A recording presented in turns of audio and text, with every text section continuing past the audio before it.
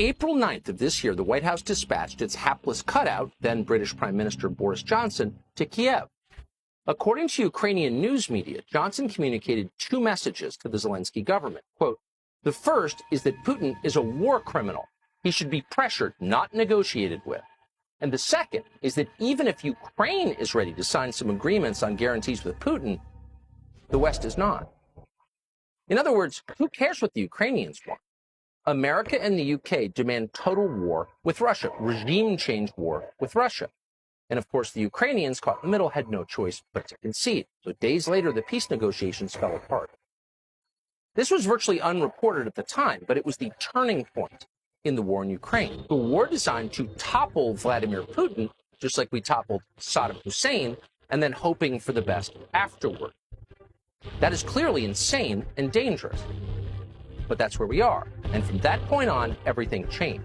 And that is how we got to where we are today, which is the closest we have ever been to nuclear conflict in history.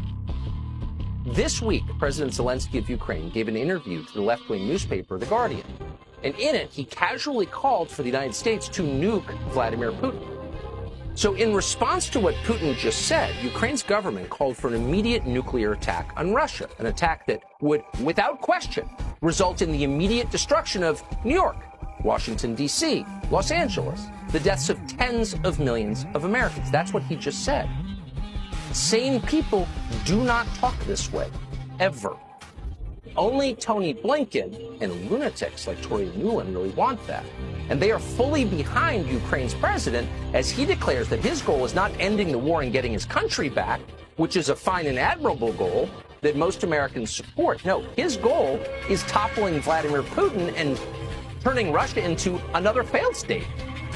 So a corrupt Eastern European authoritarian leader in a T-shirt is lecturing us about the community of nations. It's about regime change.